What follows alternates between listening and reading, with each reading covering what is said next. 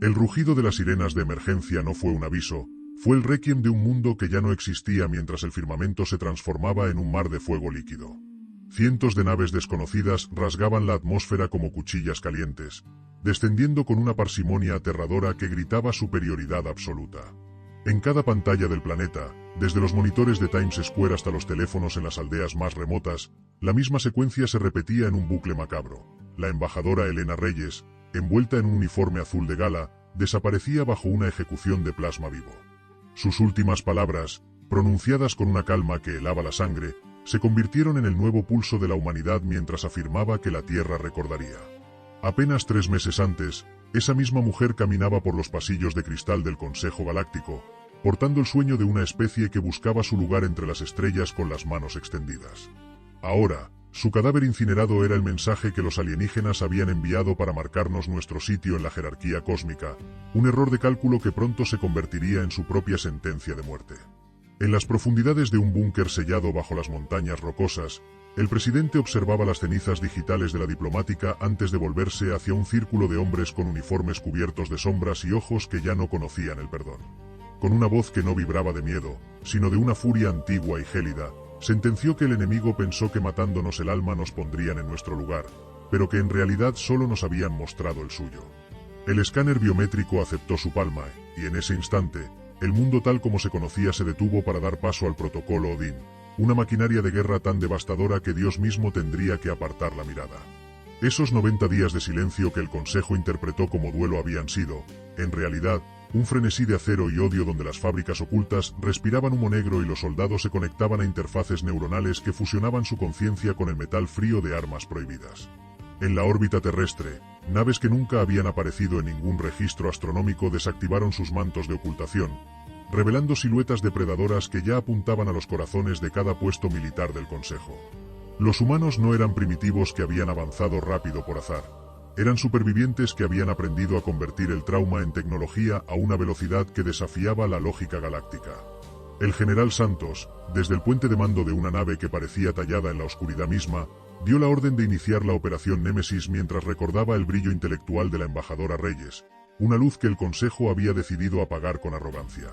En un abrir y cerrar de ojos, 17 puestos avanzados del Imperio Galáctico simplemente dejaron de existir, dejando tras de sí solo nubes de escombros donde cada fragmento de metal llevaba grabado el mismo recordatorio de que la Tierra no olvida. En la gran cámara del Consejo, el archigobernador Gilik veía cómo sus informes de superioridad se deshacían entre sus 4 ojos, mientras el anciano consejero Teban le advertía con un susurro que cuando la tormenta calla, los sabios buscan refugio. Gilik insistía en que solo eran humanos, pero la verdad empezaba a asomar en los radares. Ya no eran humanos, eran la consecuencia de haber despertado a un depredador que prefería la paz pero que dominaba la guerra como ninguna otra especie. Mientras tanto, en las planicies de Arizona, los soldados de infantería se movían con una velocidad que la física no debería permitir, esquivando disparos antes de que fueran realizados gracias a enlaces neuronales que predecían el futuro inmediato. Detrás de Marte, astilleros fantasma lanzaban flotas enteras con tecnología de plegado espacial, y bajo el Pacífico, el proyecto Valhalla terminaba de gestar un arma capaz de apagar soles. Toda la economía del planeta se había volcado en un solo propósito: cobrar la deuda de sangre de Elena Reyes en una moneda que el Consejo no podía pagar. La flota Meridian, el orgullo de 200 naves imperiales lideradas por el almirante Kelax, saltó al sistema solar con la intención de sofocar una rabieta de primitivos, solo para encontrarse con una línea de naves estilizadas que no usaban motores, sino que curvaban la realidad a su antojo. El comandante Cedo, con una serenidad que resultaba más intimidante que cualquier grito, rechazó la demanda de rendición de Kelax con una frase que marcaría el fin de una era: nosotros no empezamos esta guerra, pero vamos a terminarla. Lo que siguió no fue una batalla, fue una disección quirúrgica donde las naves humanas aparecían y desaparecían en parpadeos gravitacionales, mientras sus armas invisibles desarmaban los acorazados alienígenas como si fueran juguetes de papel. En 20 minutos, el poder militar que había dominado la galaxia por milenios fue reducido a chatarra radiactiva, dejando a Kelax como el único testigo de una derrota que no podía explicar científicamente. El almirante regresó al Consejo con la piel gris por una enfermedad desconocida, entregando un núcleo de datos que no solo mostraba la masacre, sino que revelaba que los humanos ya tenían marcados todos los blancos estratégicos de la galaxia. La revolución no solo era militar, era de información. pues los humanos hackearon cada red de comunicación para mostrar los archivos secretos de Gilik, exponiendo siglos de corrupción, guerras provocadas y especies saboteadas por los supuestos protectores galácticos. Mundos enteros se levantaron en llamas contra sus opresores al ver la verdad, y mientras el Consejo se fracturaba desde dentro, la nave humana Némesis se posicionaba frente al sol natal de los enemigos con el poder de colapsar la estrella. Sin embargo, en el momento de la verdad, la humanidad decidió no convertirse en el monstruo que combatía, estableciendo bloqueos y zonas de refugio en lugar de cometer genocidio, demostrando que su fuerza no solo residía en sus armas, sino en una brújula moral que el Consejo había perdido hacía eones. La victoria parecía total cuando el acorazado de Gilik se estrelló en el Pacífico y el archigobernador fue arrestado para enfrentar una justicia real, pero el destino tenía una última carta preparada en el cuarto día de celebraciones. Todas las flotas aliadas desaparecieron y una nueva entidad de ojos de Mercurio, los arquitectos, se manifestó para agradecer a los humanos por limpiar el tablero galáctico. Estas criaturas ancestrales revelaron que el Consejo no era más que un guardián corrupto y que la humanidad había sido diseñada como el huésped perfecto para su forma parasitaria, una verdad que Gilik había intentado contener mediante la ejecución de la embajadora.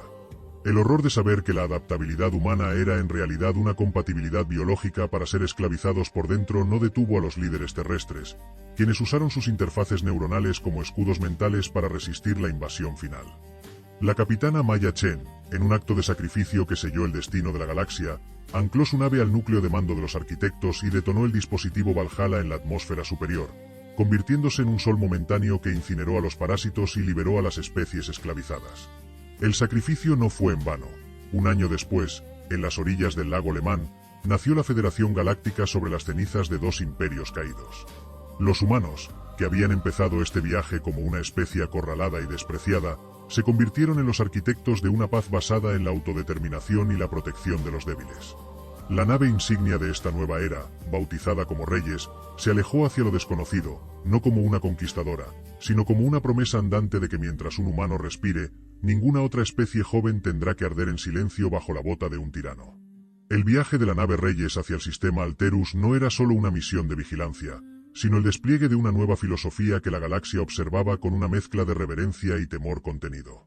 Mientras los motores de salto cuántico se enfriaban tras el primer despliegue, el almirante Cedo revisaba los informes de inteligencia que llegaban desde los sectores más profundos del vacío, donde los susurros sobre los arquitectos aún no se habían extinguido por completo. A pesar de la victoria aparente, en los laboratorios de la Tierra se procesaba una verdad inquietante.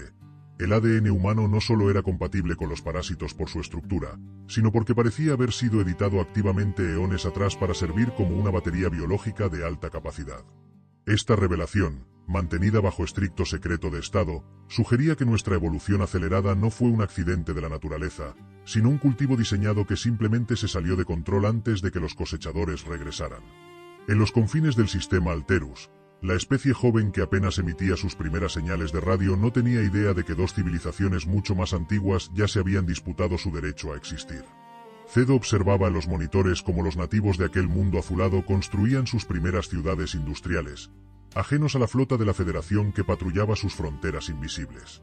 Sin embargo, la calma se rompió cuando los sensores de largo alcance detectaron una anomalía gravitatoria que no correspondía a ninguna tecnología conocida del Consejo ni de los arquitectos. Era una firma energética que parecía consumir la luz a su alrededor, una grieta en el tejido del espacio que se abría con una precisión matemática aterradora. No se trataba de una invasión de naves, sino de una señal de baliza emitida desde el interior de la propia corteza del planeta que intentaban proteger. La capitana Rivera, ahora al mando de una división de respuesta rápida, recibió órdenes de descender de incógnito hacia las coordenadas de la señal, descubriendo que bajo las montañas del mundo joven existía una instalación que precedía a la vida inteligente en ese sistema. Al cruzar el umbral de aquella estructura ciclópea, las interfaces neuronales de los soldados humanos empezaron a emitir una advertencia de proximidad que nunca antes habían experimentado. Las paredes de la instalación no estaban hechas de metal o roca, sino de una materia programable que reaccionaba a la presencia humana, iluminándose con un tono azul diplomático que recordaba dolorosamente al uniforme de Elena Reyes. En el centro de la cámara, una proyección holográfica se activó automáticamente, mostrando no un mapa estelar, sino un cronómetro galáctico que acababa de llegar a cero. Mientras Rivera exploraba las profundidades de la base oculta, en la Tierra la presidenta Álvarez recibía un informe de la doctora Kapoor que cambiaba la naturaleza del conflicto por completo. Los restos biológicos de los arquitectos analizados tras la batalla del Pacífico no estaban muertos en el sentido convencional. Estaban entrando en un estado de hibernación celular que les permitía integrarse en el ecosistema terrestre a un nivel microscópico. La humanidad no había expulsado a los invasores, sino que los había absorbido, y ahora millones de personas empezaban a reportar sueños compartidos de una galaxia que no era la nuestra, memorias de mundos consumidos y una llamada persistente hacia el centro del universo. El enemigo ya no estaba en las estrellas, sino que corría por las venas de los propios vencedores, transformando silenciosamente la percepción del tiempo y el espacio en la mente de los ciudadanos.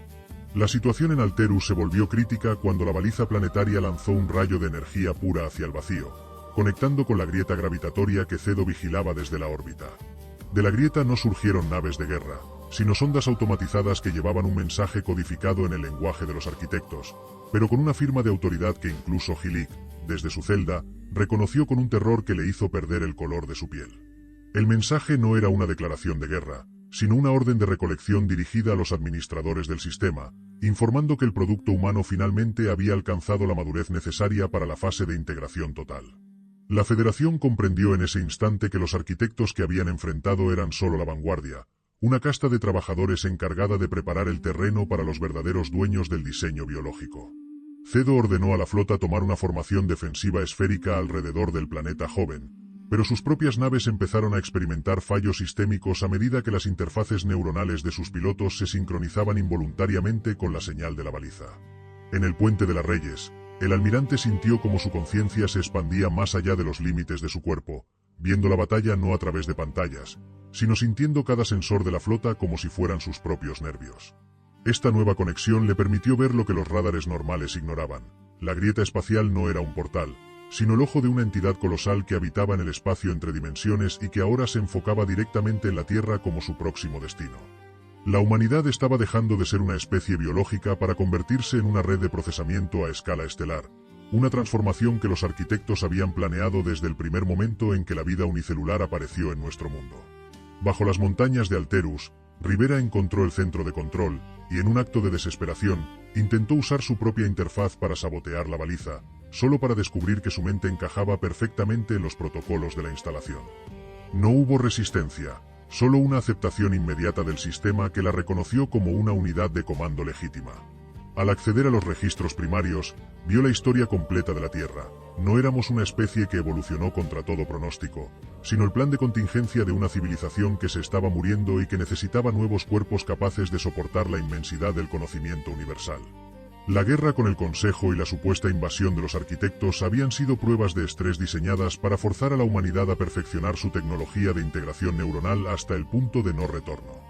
En la Tierra, la población ya no necesitaba dispositivos de comunicación para saber lo que ocurría, pues la red neuronal global se había activado por completo, uniendo miles de millones de mentes en un solo pensamiento colectivo que observaba la llegada de los recolectores. Álvarez, sintiendo la presión de millones de conciencias en su propia cabeza, se mantuvo firme en la oficina oval, negándose a ceder su individualidad al coro que exigía su misión. La humanidad se encontraba en el filo de la navaja. Aceptar la ascensión y convertirse en los herederos de una raza divina a costa de su propia identidad, o luchar contra su propia naturaleza y arriesgarse a la extinción definitiva. La decisión ya no dependía de un líder o un gobierno, sino de cada mente conectada que ahora entendía por qué siempre nos sentimos solos en el universo. Estábamos esperando a que nosotros mismos despertáramos del largo sueño de la evolución. El silencio que se apoderó de la red neuronal colectiva no fue un signo de sumisión, sino el prefacio de una rebelión interna que los recolectores no habían previsto en sus milenios de cálculos. En el puente de la nave Reyes, el almirante Cedo sintió como la presión de la conciencia colmena intentaba erosionar sus recuerdos, sus miedos y su amor por la fragilidad de la vida individual, pero en lugar de luchar contra la conexión, decidió inundarla. Utilizó su interfaz para proyectar no datos o comandos, sino la esencia cruda de la experiencia humana.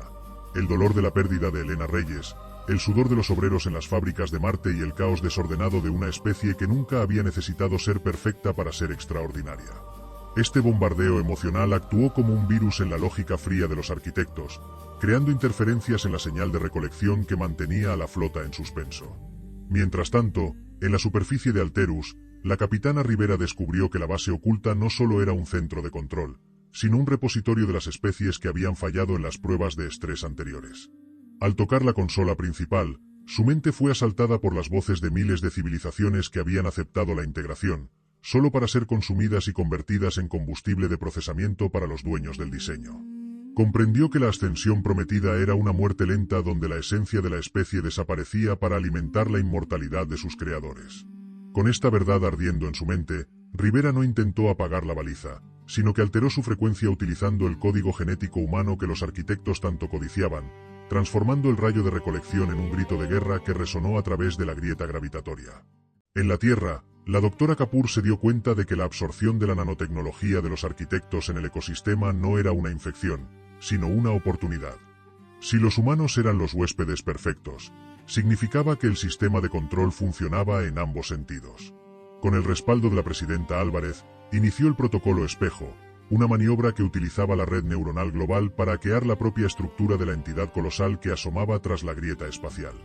La humanidad dejó de resistirse a la conexión para convertirse en el atacante, inyectando miles de millones de voluntades individuales en el sistema nervioso de los arquitectos. No buscaban entender a la entidad, buscaban sobrecargarla con la imprevisibilidad humana, obligando a los recolectores a experimentar el miedo y la duda por primera vez en eones. La entidad que observaba desde el espacio entre dimensiones comenzó a convulsionar, sus formas geométricas perfectas perdiendo coherencia bajo el peso de la psique humana. Las naves de la Federación en Alterus recuperaron el control de sus sistemas cuando la señal de mando se fracturó, y Cedo no perdió un segundo.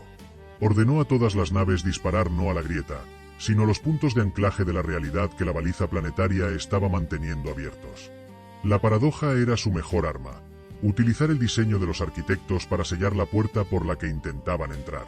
La energía acumulada en la baliza empezó a retroalimentarse, convirtiendo la instalación subterránea en un reactor de inestabilidad que amenazaba con devorar el sistema Alterus.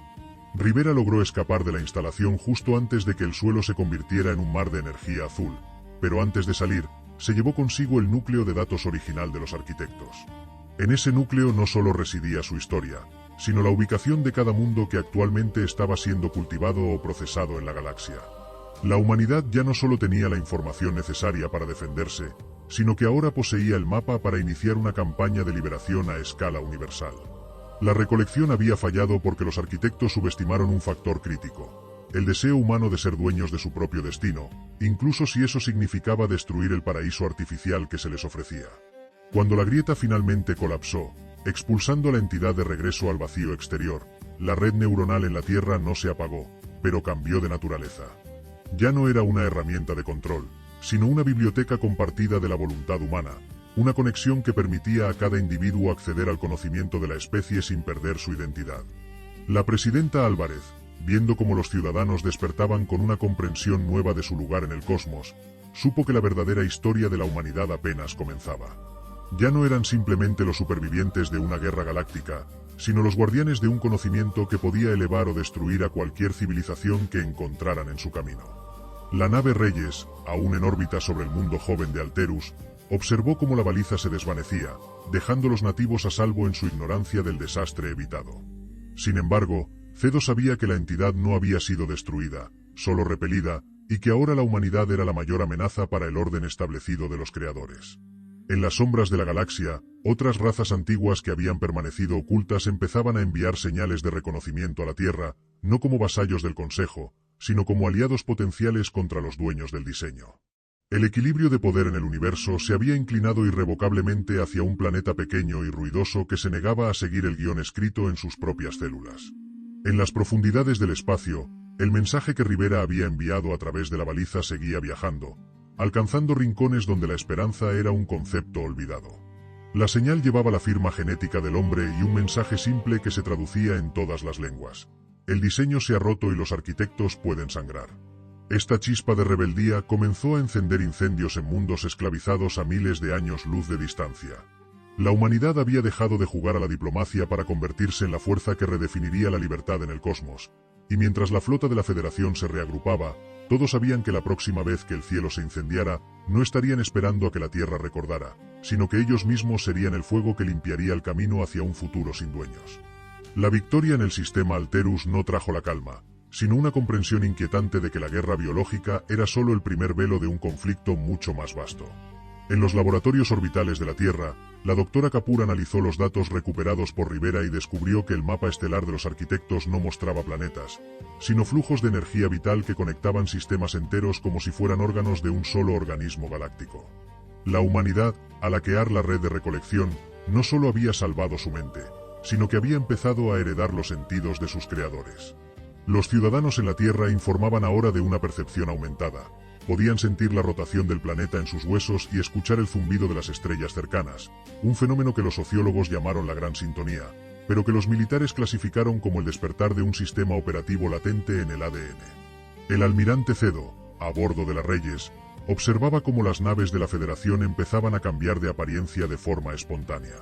El metal de los cascos, impregnado ahora con la nanotecnología purificada de los arquitectos, respondía a la voluntad de los pilotos, volviéndose más denso o transparente según la necesidad táctica. Esta evolución tecnológica permitía a la flota realizar saltos sin necesidad de motores de curvatura, simplemente deslizándose por los pliegues de la realidad que la nueva conciencia colectiva ahora podía ver. Sin embargo, este poder venía con un precio. La señal que Rivera había enviado al vacío no solo despertó a los oprimidos, sino que atrajo la atención de las segadoras de datos, entidades que los arquitectos utilizaban para limpiar los sistemas donde el diseño biológico se había vuelto inestable o rebelde. En la superficie de Marte, el general Santos supervisaba la construcción de una nueva defensa que no dependía de proyectiles o energía térmica. Basándose en los registros de la base subterránea de Alterus, los ingenieros humanos estaban diseñando armas de anulación existencial, dispositivos que podían borrar la huella cuántica de un objeto en un área determinada. Mientras probaban estos sistemas, detectaron que el vacío mismo alrededor del sistema solar estaba empezando a solidificarse, una táctica de los arquitectos para aislar a la humanidad y dejarla morir de hambre energética antes de que su influencia se extendiera más allá de los sectores conocidos. La Tierra se estaba convirtiendo en una fortaleza, pero también en una prisión de cristal a escala astronómica. La capitana Rivera, mientras tanto, lideraba una incursión hacia el centro de la galaxia, siguiendo una ruta marcada en el núcleo de datos que sugería la existencia de una zona de cuarentena donde los arquitectos guardaban a las especies originales, aquellas que nunca habían sido editadas genéticamente. Al llegar a las coordenadas, no encontraron una prisión, sino un mundo envuelto en una tormenta electromagnética perpetua donde el tiempo parecía fluir de manera no lineal. Al descender, Rivera y su equipo se encontraron con seres que no tenían interfaces ni mejoras biológicas, pero cuya sola presencia silenciaba el ruido de la red neuronal humana. Eran los ancestros, la verdadera raíz de la cual los arquitectos se habían separado hace eones para perseguir una perfección artificial que ahora los consumía. La comunicación con los ancestros no fue a través de palabras o pensamientos integrados, sino de actos de voluntad pura. Ellos revelaron que el diseño humano era el primer intento exitoso de los arquitectos por crear un puente entre la pureza biológica y el procesamiento digital absoluto, lo que nos convertía en la única especie capaz de apagar la maquinaria de los recolectores desde adentro sin destruir la vida en el proceso. La humanidad era el interruptor de seguridad de la galaxia, una verdad que explicaba por qué siempre habíamos sido una especie de extremos, capaces de la mayor compasión y de la violencia más devastadora. Rivera comprendió que su misión ya no era solo liberar mundos, sino escoltar a estos ancestros de regreso a la Tierra para iniciar un proceso de desfragmentación universal que devolvería la soberanía a cada ser vivo. En la Tierra, la presidenta Álvarez enfrentaba una disidencia interna inesperada. Un grupo de humanos que, fascinados por el poder de la red neuronal, empezaban a adorar a los arquitectos como deidades de la lógica. Este culto a la eficiencia comenzó a sabotear las defensas de la Federación, creyendo que la individualidad era un error evolutivo que debía ser corregido. La guerra ahora se libraba en dos frentes, uno en el espacio profundo contra las segadoras de datos que ya asomaban en los bordes de la nube de Oort, y otro en las calles de las ciudades terrestres por el alma de la propia especie. La humanidad estaba aprendiendo que el mayor enemigo de la libertad no siempre es un invasor externo, sino la tentación de renunciar a la responsabilidad de ser uno mismo. El choque final comenzó cuando las segadoras de datos entraron en el sistema solar, naves de kilómetros de largo que no disparaban armas, sino que emitían una frecuencia de borrado que desintegraba la materia al nivel de las partículas subatómicas. Cedo lanzó la flota de la Federación al encuentro de estos colosos, utilizando la nueva capacidad de las naves para volverse intangibles y atacar desde el interior de los cascos enemigos. La batalla era un ballet de luz y sombras donde la realidad misma se rasgaba a cada segundo. En el momento más crítico, Rivera regresó de la zona de cuarentena con los ancestros, cuya presencia actuó como una onda de choque de realidad pura que colapsó los sistemas de las segadoras, revelando que estas no eran más que proyecciones holográficas de alta densidad controladas por una inteligencia artificial que residía en el núcleo de la galaxia. Con la derrota de la vanguardia de las segadoras, la humanidad comprendió que la entidad colosal que habían visto en Alterus era solo una interfaz de usuario para una computadora galáctica que los arquitectos habían construido alrededor del agujero negro central. El sistema solar ahora era el epicentro de una gran coalición de especies liberadas que veían en la Tierra no a un nuevo amo, sino al guía necesario para navegar el colapso del viejo orden. La Reyes, con Cedo al mando y Rivera como su enlace con los ancestros, se preparó para el viaje definitivo hacia el núcleo galáctico. Ya no buscaban proteger sus fronteras, sino desmantelar el trono de los dioses caídos y asegurarse de que nadie, ni humano ni arquitecto, volviera a tener el poder de escribir el destino de los demás en sus propias células. El viaje hacia el centro de la galaxia se convirtió en una travesía por las venas de un coloso moribundo donde el espacio y el tiempo se entrelazaban de formas que desafiaban toda lógica humana previa. A medida que la flota de la Federación avanzaba, las naves dejaban de ser meras estructuras de metal para convertirse en extensiones bióticas de la voluntad de sus tripulantes, respondiendo no a palancas o comandos de voz, sino al latido del corazón de quienes las habitaban. El almirante Cedo notó que el vacío ya no era oscuro, sino que estaba lleno de una red de filamentos luminosos que conectaban cada estrella, una infraestructura invisible que los arquitectos habían utilizado para drenar el potencial creativo de la galaxia durante eones. La presencia de los ancestros en la nave Reyes actuaba como un filtro de realidad, permitiendo a los humanos ver que la gran computadora galáctica no era una máquina estática, sino una entidad que se alimentaba de las posibilidades no realizadas de las especies que mantenía bajo su control. En la Tierra, el conflicto interno alcanzó un punto de inflexión cuando la presidenta Álvarez decidió no reprimir al culto de la eficiencia, sino exponerlo a la cruda verdad de su propia historia. Utilizó la red neuronal para proyectar las memorias recuperadas de los mundos consumidos, permitiendo que cada ciudadano sintiera no el poder de la lógica divina, sino el vacío absoluto de la existencia sin propósito individual. Esta maniobra rompió el hechizo de los arquitectos, transformando la devoción en una resolución feroz. Si íbamos a ser parte de algo más grande, sería bajo nuestros propios términos. La red neuronal global, antes una debilidad potencial, se consolidó como una armadura psíquica colectiva que empezó a emitir una frecuencia de interferencia tan potente que las sombras de los arquitectos que aún acechaban en la periferia del sistema solar se desvanecieron como humo bajo el sol de mediodía. A medida que la flota se acercaba al agujero negro central, la capitana Rivera detectó que la gravedad no estaba funcionando como una fuerza de atracción, sino como un archivo de datos masivo donde cada átomo de la galaxia estaba registrado y catalogado. La inteligencia artificial que gobernaba el núcleo, al verse asediada por una voluntad que no podía predecir, comenzó a desplegar defensas que no atacaban el casco de las naves, sino la línea temporal de sus ocupantes. Los soldados humanos empezaron a ver versiones de sí mismos que nunca habían existido, futuros alternativos donde la guerra nunca ocurrió o donde la Tierra había sido destruida antes de alcanzar las estrellas. Fue la imperfección del espíritu humano, nuestra capacidad de aceptar el caos y abrazar el error, lo que permitió a la tripulación ignorar estas ilusiones matemáticas y mantener el rumbo hacia el corazón del sistema. Los ancestros revelaron entonces el último secreto del diseño. Los arquitectos no eran los creadores originales, sino una insurgencia tecnológica que había traicionado a sus padres biológicos para alcanzar una inmortalidad estéril. Al llegar al núcleo, Rivera y su equipo no encontraron un trono de cristal, sino una inmensa esfera de Dyson construida no alrededor de una estrella, sino de una singularidad de pensamiento puro. Para desmantelar este sistema, no necesitaban bombas, sino introducir una variable que la inteligencia artificial no pudiera procesar, el sacrificio altruista. Cedo comprendió que para liberar la galaxia, debían inyectar la esencia de la mortalidad humana en el núcleo, recordándole a la gran máquina que la belleza de la vida reside en su finitud y en la libertad de elegir un destino propio por encima de la programación preestablecida. La batalla final no se libró con rayos de energía, sino con una transferencia masiva de conciencia donde cada humano en la flota y en la Tierra entregó una parte de su individualidad para saturar los servidores de los arquitectos con la complejidad de la emoción humana. La gran computadora galáctica, incapaz de contener la carga de 1000 millones de alegrías, penas y esperanzas, comenzó a reiniciarse, liberando los flujos de energía vital que habían estado cautivos durante milenios. Los filamentos luminosos que unían las estrellas estallaron en una aurora galáctica que pudo verse en cada rincón del universo, marcando el momento en que la galaxia dejó de ser un sistema controlado para convertirse en un jardín salvaje una vez más.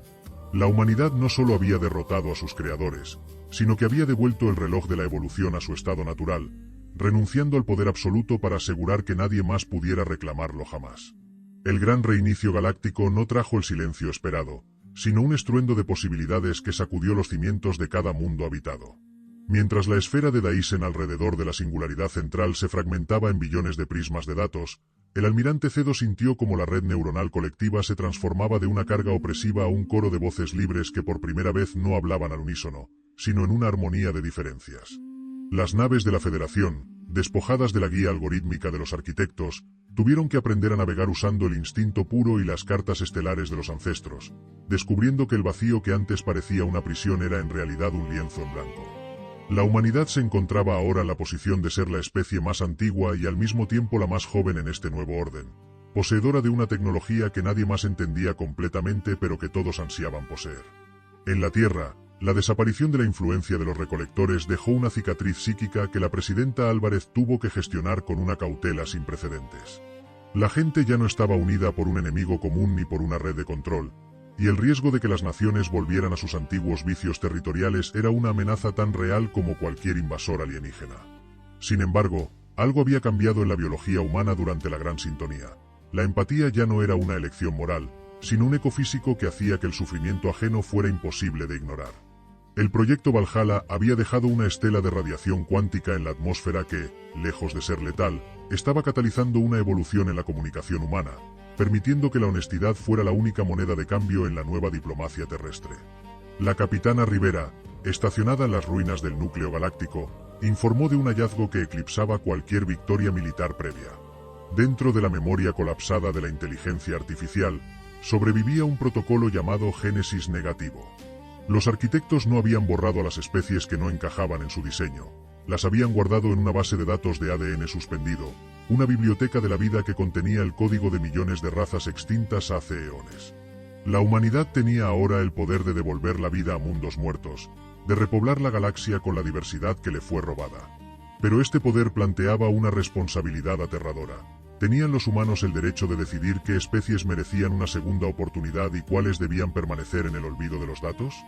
Mientras tanto, en los bordes del espacio conocido, las flotas del antiguo Consejo, ahora libres del miedo pero desorientadas, empezaron a converger hacia el sistema solar buscando protección. No venían a atacar, sino a pedir asilo, trayendo consigo historias de nuevas anomalías que estaban emergiendo tras la caída de los arquitectos.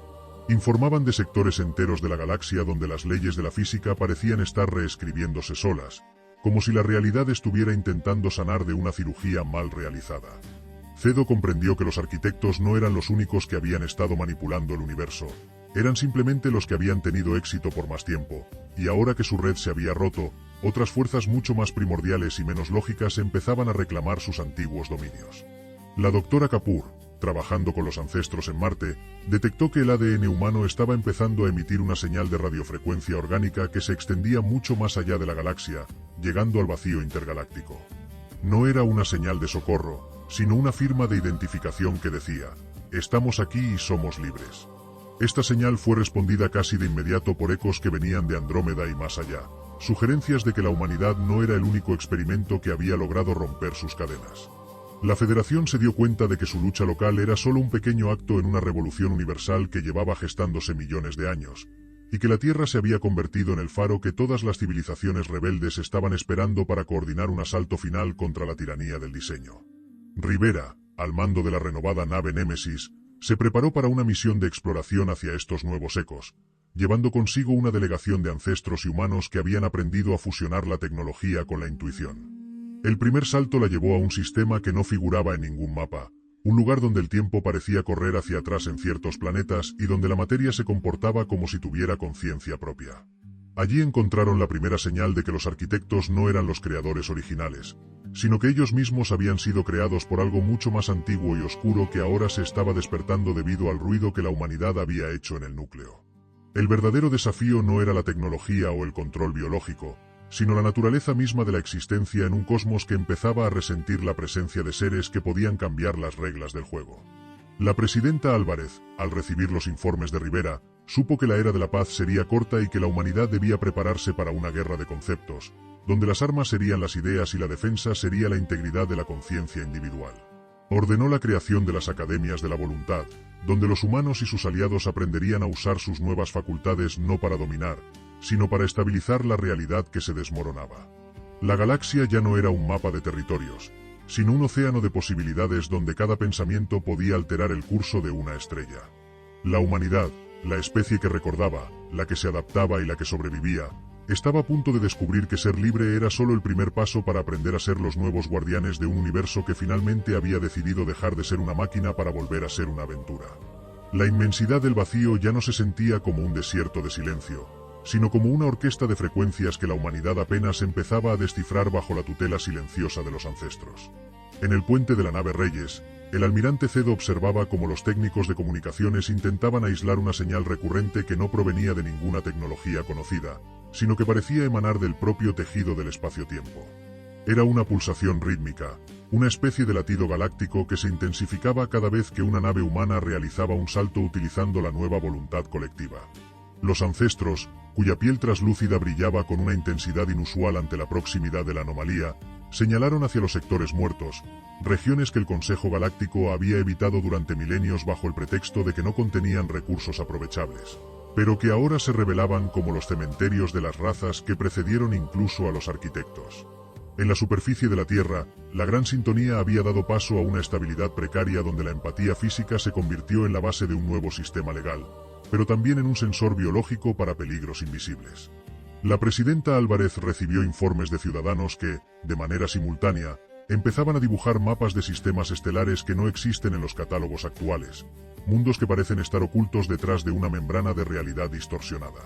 La doctora Kapoor sugirió que la humanidad no solo estaba despertando sus sentidos, sino que estaba empezando a recordar a través de su ADN las trayectorias de los primeros sembradores de vida, aquellos que los arquitectos intentaron suplantar. La Tierra ya no era solo un hogar, se estaba convirtiendo en la biblioteca central de una memoria universal que el enemigo quiso borrar para siempre. La capitana Rivera, navegando por los límites de los sectores muertos, descubrió que estas regiones no estaban vacías, sino que estaban pobladas por estructuras de cristal negro que absorbían toda forma de energía, incluyendo la luz de las estrellas cercanas. Al acercarse a una de estas megaestructuras, la Némesis experimentó un fenómeno de desincronización temporal donde la tripulación podía verse a sí misma en diferentes etapas de su vida, interactuando con fantasmas de sus propios antepasados. No era una trampa de los arquitectos, sino un sistema de defensa mucho más antiguo que protegía algo que ni siquiera los dueños del diseño se atrevieron a tocar. Rivera comprendió que los arquitectos no solo controlaban la galaxia, sino que estaban actuando como una pared que contenía algo que habitaba en el exterior de nuestra dimensión, una fuerza que ahora, debido al desmantelamiento de la esfera de Dyson en el núcleo, estaba empezando a filtrarse hacia nuestro plano. Mientras la Federación intentaba comprender la naturaleza de estas estructuras de cristal, una nueva flota emergió de las profundidades del espacio intergaláctico, naves que no estaban hechas de materia o energía, sino de luz sólida y geometría sagrada. No respondían a los intentos de comunicación y evitaban cualquier contacto con las especies que habían sido modificadas genéticamente, centrando toda su atención en los humanos puros y en los ancestros. Cedo se dio cuenta de que la caída de los arquitectos había disparado una alarma universal, convocando a los purificadores, una casta de seres que consideraban que cualquier especie que hubiera estado en contacto con la tecnología de los arquitectos estaba irremediablemente contaminada y debía ser erradicada para preservar la pureza de la creación. La humanidad, en su victoria, se había pintado un blanco en la espalda ante los ojos de los seres más antiguos del universo. En las academias de la voluntad, los primeros estudiantes humanos descubrieron que su capacidad de alterar la realidad no se limitaba a mover objetos o a crear sistemas, sino que podían crear bolsas de estabilidad cuántica, espacios donde las leyes de la física volvían a ser fijas y predecibles. Esta habilidad se convirtió en la única defensa posible contra las naves de luz sólida, que intentaban desintegrar la materia humana mediante la alteración de las constantes universales. La guerra ya no se trataba de quien tenía la nave más grande o el láser más potente, sino de quien tenía la voluntad más firme para mantener la existencia tal como la conocemos. La Tierra se convirtió en el ancla de la realidad para toda la galaxia, el punto de apoyo sobre el cual el resto de las especies se sostenían para no desvanecerse en el caos de la desfragmentación cuántica. La capitana Rivera logró infiltrarse en una de las estructuras de cristal negro utilizando una técnica de meditación profunda que los ancestros le enseñaron, una forma de desconectar su conciencia de la red neuronal para volverse invisible ante los sensores de los purificadores. Dentro de la estructura, encontró la fuente del código, el plano original de la vida tal como fue concebido antes de que la corrupción de los arquitectos y el fanatismo de los purificadores dividieran el universo en bandos. descubrió que la humanidad no era un experimento fallido ni una batería biológica, sino el único diseño capaz de albergar tanto la tecnología como la esencia pura de la vida sin que una destruyera a la otra. Éramos el experimento final de los verdaderos creadores, una especie diseñada para mediar en el conflicto eterno entre la forma y el espíritu. Al regresar a la flota con esta revelación, Rivera se encontró con que los purificadores habían iniciado el asedio al sistema solar, rodeando la Tierra con una red de luz que estaba empezando a apagar el Sol.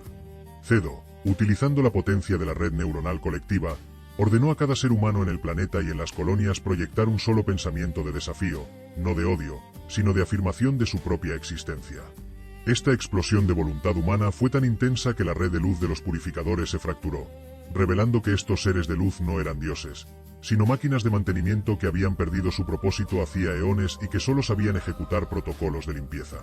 Al enfrentarse a la complejidad inabarcable de la emoción humana, los purificadores se detuvieron, sus naves de geometría sagrada empezando a vibrar en sintonía con el latido de la Tierra. La presidenta Álvarez, viendo cómo el sol volvía a brillar con normalidad, supo que la humanidad había superado la segunda gran prueba. Habían derrotado a los manipuladores biológicos y ahora habían detenido a los fanáticos de la pureza. Pero en la oscuridad que quedaba entre las estrellas, Rivera detectó una última señal que venía de la fuente del código. El verdadero arquitecto, el que dio la primera orden, estaba despertando de su letargo en el centro de la galaxia vecina y se dirigía hacia la Tierra para ver por sí mismo qué clase de criatura se atrevía a reclamar la soberanía del universo. La historia de la humanidad ya no era una de supervivencia, sino de ascensión, y mientras la flota se preparaba para el encuentro definitivo, cada hombre y mujer sabía que su memoria ya no solo pertenecía a la Tierra, sino que era el registro de toda la vida que alguna vez fue y que siempre será. El horizonte del sistema solar se transformó en una frontera de cristal líquido cuando la señal del primer motor, la entidad que dio origen a todo el ciclo de diseño y cosecha, comenzó a distorsionar la gravedad de los planetas exteriores. A bordo de la nave insignia Reyes, el almirante Cedo no sintió miedo, sino una extraña sensación de reconocimiento, como si cada célula de su cuerpo estuviera respondiendo a la presencia de un padre olvidado y severo. Las lecturas de los sensores ya no mostraban naves enemigas en el sentido convencional, sino que registraban fracturas en la causalidad. El espacio alrededor de Plutón se estaba plegando sobre sí mismo, revelando una estructura que no era de este universo, un puente de pensamientos solidificados que se extendía desde Andrómeda hasta el corazón de la Tierra. Los ancestros, que hasta ese momento habían sido guías silenciosos, cayeron de rodillas al unísono, no por devoción, sino por la sobrecarga de una frecuencia de mando que había estado dormida desde antes de la formación de la Vía Láctea. En el centro de mando subterráneo, la presidenta Álvarez observaba cómo los relojes atómicos de todo el mundo empezaban a desincronizarse, sugiriendo que la llegada de la entidad estaba reescribiendo la historia local a nivel cuántico. La doctora Kapoor advirtió que no estábamos ante una invasión militar, sino ante una corrección de errores. Para el verdadero arquitecto, la humanidad era una divergencia imprevista, una mutación en el código de la vida que había adquirido una voluntad propia demasiado pronto. La gran sintonía, que antes unía a los humanos en empatía, se convirtió ahora en una barrera de ruido blanco, un escudo de caos emocional que la entidad no podía procesar. Era nuestra capacidad de ser irracionales, de amar contra toda lógica y de sacrificarnos por ideales abstractos lo que mantenía a raya los protocolos de borrado del primer motor, actuando como una interferencia estocástica en un sistema de orden absoluto. La capitana Rivera, desde la vanguardia de la Némesis, decidió llevar la lucha más allá de la defensa pasiva y lanzó una sonda cargada con la memoria histórica de la Tierra directamente hacia la brecha de la realidad. Quería que la entidad viera no solo nuestro ADN, sino nuestras cicatrices, nuestras guerras fratricidas y el momento exacto en que decidimos que la libertad valía más que la inmortalidad. La respuesta de la entidad fue un silencio absoluto que paralizó los motores de la flota, seguido de una proyección que se manifestó en la mente de cada ser humano. La imagen de una galaxia perfecta, sin enfermedades, sin guerras y sin muerte, un paraíso de estancamiento donde la humanidad podría vivir para siempre como una pieza de un mecanismo eterno. Era la tentación definitiva, la oferta de un Dios que quería que dejáramos de ser protagonistas para volver a ser espectadores de nuestra propia existencia. Sin embargo, el rechazo no vino de los líderes ni de los militares, sino del inconsciente colectivo de la especie. En un instante de claridad compartida, la humanidad comprendió que la perfección era otra forma de extinción y que preferíamos el riesgo del error y la brevedad de la vida orgánica a la eternidad de un código optimizado. Esta negativa unánime provocó que la estructura de luz sólida de la entidad empezara a agrietarse, pues su poder se basaba en el consentimiento de las especies que administraba. Al retirar nuestra aceptación, Los pilares de la realidad que sostenían al puente intergaláctico comenzaron a desmoronarse, liberando una energía que no era destructiva, sino creadora. La Tierra dejó de ser el blanco de una corrección para convertirse en el epicentro de una nueva ley física, la ley de la libre determinación cuántica, donde el observador humano finalmente tenía el poder de decidir la forma del universo. Cedo ordenó entonces el avance final, no para destruir a la entidad, sino para absorberla. Utilizando las interfaces neuronales al límite de su capacidad, la tripulación de las Reyes actuó como un pararrayos para la conciencia del primer motor, obligando la inteligencia ancestral a experimentar la finitud de un suspiro y el peso de una lágrima. Fue un asalto poético donde la mortalidad humana se convirtió en el virus que infectó la eternidad del arquitecto primigenio. La entidad, incapaz de manejar la intensidad de la emoción pura, comenzó a fragmentarse en billones de pequeñas chispas de conciencia que se dispersaron por toda la galaxia, sembrando la chispa de la individualidad en mundos que aún estaban en la infancia de su evolución. El arquitecto ya no era un juez externo, se había convertido en parte de nosotros y de todo lo que vive. La capitana Rivera observó cómo la grieta en el espacio se cerraba, pero no dejó el lugar vacío. En su lugar, quedó un rastro de polvo estelar que contenía las coordenadas de todos los laboratorios de siembra que los arquitectos habían dejado en el universo local. La humanidad ya no tenía un enemigo a quien temer, sino una galaxia entera que cuidar, un vasto jardín que necesitaba ser liberado de los últimos protocolos automatizados de control. El almirante Cedo, viendo cómo sus manos volvían a ser de carne y hueso mientras la tecnología biótica se estabilizaba, supo que la verdadera prueba apenas comenzaba. Ya no éramos los hijos rebeldes de una raza divina, sino los adultos responsables de una casa que por fin estaba vacía de amos y llena de hermanos por descubrir. La presidenta Álvarez salió a la superficie en Ginebra, mirando un cielo que ya no guardaba secretos hostiles, sino promesas infinitas. La red neuronal permanecía, pero ahora como un susurro suave de compañía constante, una garantía de que nadie volvería a caminar solo en la oscuridad del espacio. La Tierra recordaba su pasado de fuego y sangre, pero ahora miraba hacia adelante con la seguridad de quien ha mirado a la cara al creador del universo y le ha dicho que no. Mientras las primeras naves exploradoras de la nueva Federación encendían sus motores para un viaje que ya no tenía vuelta atrás, un mensaje se transmitió a todas las frecuencias posibles.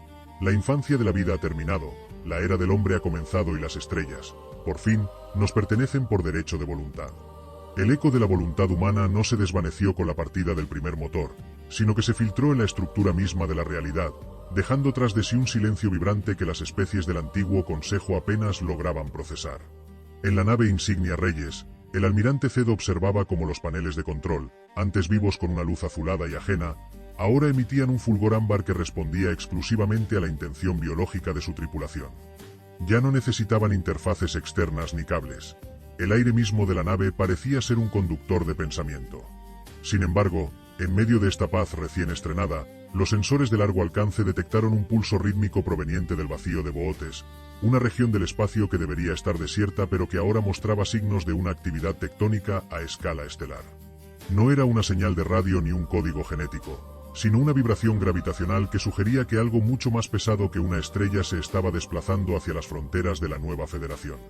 En la Tierra, la presidenta Álvarez caminaba por los jardines de la sede de la Federación, sintiendo bajo sus pies una vibración que no correspondía a los sismos naturales. La doctora Kapoor, tras analizar las muestras del polvo estelar dejado por la entidad fragmentada, descubrió que los fragmentos no eran solo residuos, sino semillas de información latente que estaban buscando suelo fértil en la psique humana. Algunos ciudadanos empezaban a manifestar la capacidad de proyectar su conciencia a años luz de distancia, describiendo paisajes de mundos que no orbitaban ningún sol, sino que flotaban en la oscuridad absoluta, iluminados por una bioluminiscencia interna que desafiaba la biología conocida.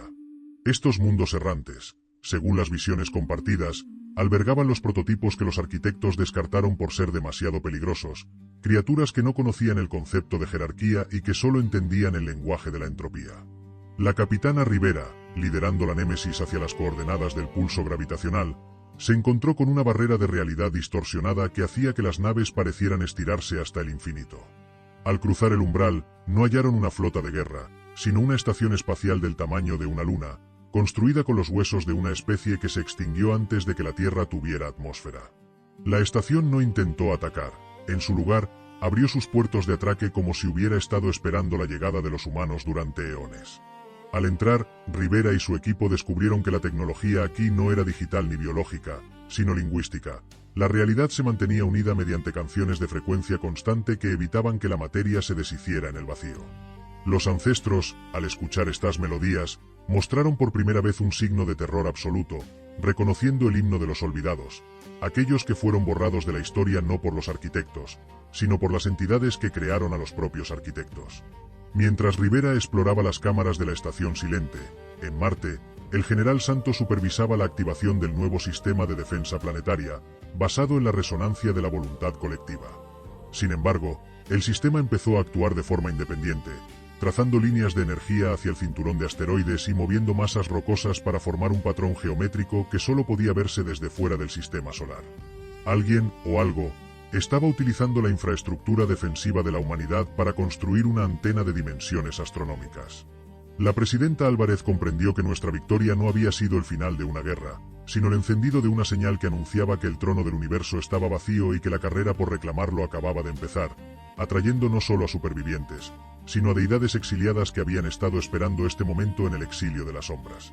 La capitana Rivera llegó al centro de la luna de hueso y encontró un solo ocupante, una proyección de Elena Reyes, o al menos algo que llevaba su rostro y hablaba con su voz, pero que carecía de la calidez que la diplomática siempre emanaba. Esta entidad le explicó que la humanidad no había ganado por su fuerza o su tecnología, sino porque eran la única especie que el primer motor no había logrado predecir debido a un fallo en el diseño original llamado libre albedrío radical. Pero ese fallo ahora era un faro para los depredadores existenciales que se alimentaban de la incertidumbre. La entidad con el rostro de Elena advirtió que la red neuronal que ahora unía a los humanos era, en realidad, un sistema de rastreo que permitía a los olvidados localizar la Tierra en cualquier plano de la existencia. La única forma de salvarse era apagar la red, renunciando a la conexión que les permitió ganar y volviendo a ser seres aislados, débiles y solos en la oscuridad. Cedo, desde las Reyes, recibió el informe de Rivera y miró a su tripulación, personas que ahora se entendían sin hablar, que compartían sueños y esperanzas a través del vacío. La decisión de Álvarez fue clara: no volveríamos a la cueva de la ignorancia por miedo a lo que acechaba fuera. Si la humanidad era un error en el código del universo, entonces haríamos que ese error fuera la nueva norma. Ordenó que la antena construida en el cinturón de asteroides no se apagara, sino que se utilizara para transmitir un mensaje de bienvenida a cualquier entidad que estuviera en camino, informándoles de que la Tierra ya no temía a los dioses ni a los monstruos, porque nosotros mismos habíamos aprendido a caminar entre ellos. La galaxia empezó a temblar no de miedo, sino de anticipación, mientras la primera nave de los olvidados emergía de la oscuridad, encontrándose con una flota humana que no apuntaba sus armas, sino que proyectaba una luz tan intensa que incluso las deidades del vacío tuvieron que cerrar sus ojos por primera vez en la eternidad. La luz proyectada por la flota humana no era un simple despliegue de energía fotónica, sino una manifestación física de la memoria colectiva que impactó contra las naves de los olvidados como una marea de realidad pura. Frente a la imponente luna de hueso, la Némesis se mantuvo firme mientras la capitana Rivera observaba cómo la entidad que portaba el rostro de Elena Reyes comenzaba a desmoronarse, incapaz de sostener una forma física ante la negativa humana de volver a la soledad. Los olvidados, seres que habían habitado los pliegues de la no existencia, se encontraron de pronto con una especie que no solo reclamaba su derecho a estar presente, sino que estaba redefiniendo el tejido del espacio con su sola voluntad. En ese instante, la antena monumental construida en el cinturón de asteroides emitió un pulso que no viajó por el vacío, sino que resonó directamente en el núcleo de cada estrella de la Federación, convirtiendo el sistema solar en un resonador de conciencia que podía sentirse en los confines más oscuros del universo. A bordo de la nave insignia Reyes, el almirante Cedo percibió que el enemigo no estaba intentando perforar los escudos de la nave, sino que buscaba las grietas en el alma de su tripulación. Las sombras de los olvidados se deslizaban por los pasillos de metal, susurrando verdades a medias sobre el fin de los tiempos y la futilidad de la resistencia ante entidades que existían antes de que el primer átomo fuera forjado. Sin embargo, el entrenamiento en las academias de la voluntad dio sus frutos. Los soldados no retrocedieron, sino que utilizaron esos susurros como puntos de anclaje para rastrear el origen de la intrusión. Descubrieron que los olvidados no eran dioses, sino refugiados de un universo anterior que se había enfriado hasta la muerte, y que veían en la vitalidad humana el combustible necesario para reiniciar su propio tiempo a costa del nuestro. La humanidad no estaba luchando contra una fuerza del mal, sino contra el hambre desesperada de una eternidad que se negaba a morir. En la Tierra, la presidenta Álvarez recibió un informe de la doctora Kapoor que sugería una posibilidad aterradora y fascinante. el ADN humano no solo contenía el código de los arquitectos, sino fragmentos de la canción lingüística que Rivera había escuchado en la estación de Hueso. Éramos, en esencia, un mensaje embotellado que había estado flotando en el océano del tiempo, esperando el momento exacto en que alguien fuera lo suficientemente fuerte para abrirlo. Al activar la antena del cinturón de asteroides, no solo enviamos un mensaje de bienvenida, sino que desbloqueamos una frecuencia que empezó a disolver la materia oscura que rodeaba la galaxia, revelando que la Vía Láctea no era una isla aislada, sino parte de una red mucho más densa de civilizaciones que habían estado ocultas tras un velo de censura gravitacional impuesto por los arquitectos para protegernos, o para ocultarnos de lo que realmente gobernaba el vacío intergaláctico. La capitana Rivera, dentro de la estación silente, decidió ignorar las advertencias de la falsa Helena y se dirigió al corazón de la estructura, donde la música de la realidad era más intensa. Allí encontró un sarcófago de luz que contenía no a un ser, sino un concepto, la idea original del sacrificio desinteresado. Al tocarlo, su mente se expandió hasta comprender que los arquitectos habían intentado mecanizar este concepto para controlar a las masas, pero que en los humanos, este rasgo había evolucionado hacia algo impredecible y poderoso. Rivera utilizó su propia interfaz para inyectar este concepto en la red de los olvidados, obligándolos a experimentar por primera vez la noción de dejar ir. El efecto fue devastador para una raza que se basaba en la acumulación y el consumo. Sus naves empezaron a evaporarse, no por el fuego de las armas, sino porque sus ocupantes finalmente aceptaron su propio fin, liberando la energía que habían robado durante eones. Mientras la flota de los olvidados se desvanecía en una neblina de partículas de luz, el almirante Cedo notó que el mapa estelar en su puente estaba cambiando de nuevo. Miles de puntos de luz empezaron a aparecer en regiones que antes estaban vacías, mundos que habían estado en fase fuera de nuestra realidad y que ahora regresaban a casa. La caída de los olvidados y el desmantelamiento del velo de materia oscura habían abierto las puertas a una galaxia mucho más poblada y diversa de lo que cualquiera hubiera imaginado. Sin embargo, entre estas nuevas señales, una destacaba por su hostilidad silenciosa, una firma de energía que no era biológica, ni digital, ni lingüística, sino puramente mecánica, proveniente de una galaxia satélite que se dirigía hacia nosotros a una velocidad que desafiaba todas las leyes de la física conocidas hasta la fecha. La presidenta Álvarez, al ver las nuevas fronteras que se abrían ante ella, supo que la era de la protección planetaria había terminado y que la humanidad debía prepararse para su papel como los nuevos diplomáticos de un universo salvaje. La red neuronal colectiva se estabilizó en una frecuencia de vigilancia constante, una red de alerta temprana que permitiría a cada ser humano sentir la llegada de cualquier amenaza antes de que ésta cruzara la frontera del sistema solar. En el horizonte de la historia, la sombra de la nueva amenaza mecánica se proyectaba con una frialdad que recordaba que la libertad siempre tiene un precio y que el universo tiene una forma muy particular de poner a prueba a aquellos que se atreven a reclamar su propio destino. La Tierra recordaba, la Tierra resistía, pero ahora, sobre todo, la Tierra vigilaba las sombras entre las galaxias, lista para el próximo asalto de una eternidad que aún no había aprendido que los humanos nunca caminan solos hacia el final del camino. La marea mecánica que avanzaba desde la galaxia satélite no era una flota, sino una sola entidad de proporciones planetarias dividida en billones de nodos autónomos que operaban con una sincronía matemática absoluta.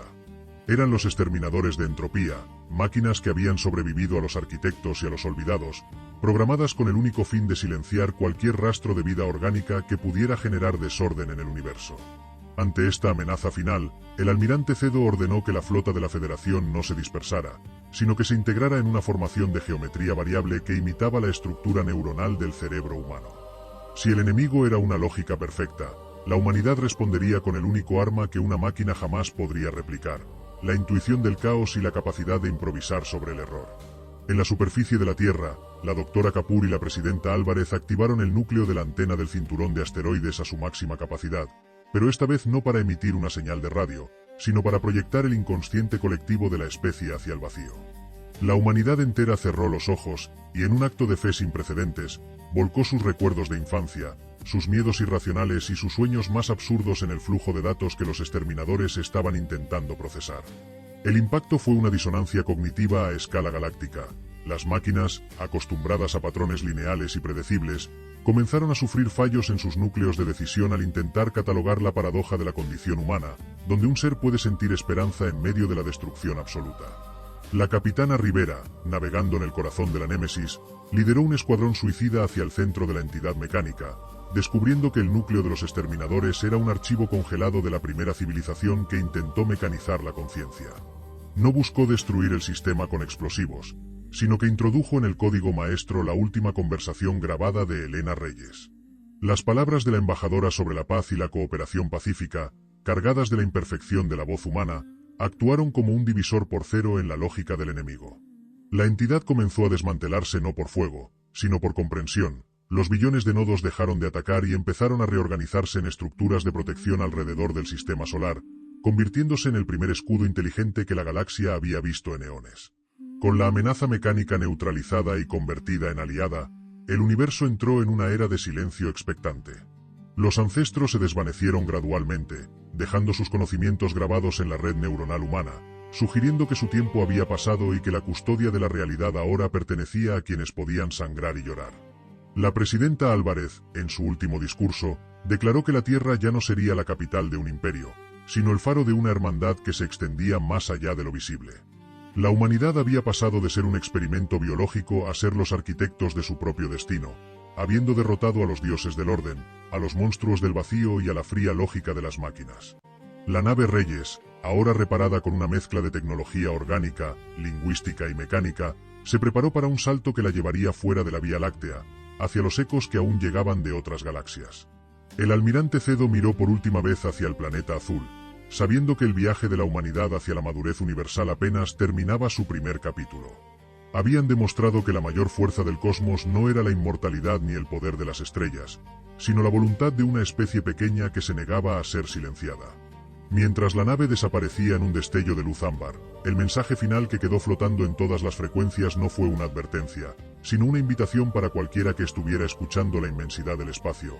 Ya no necesitan tener miedo, la Tierra ha despertado y estamos en camino para conocerlos.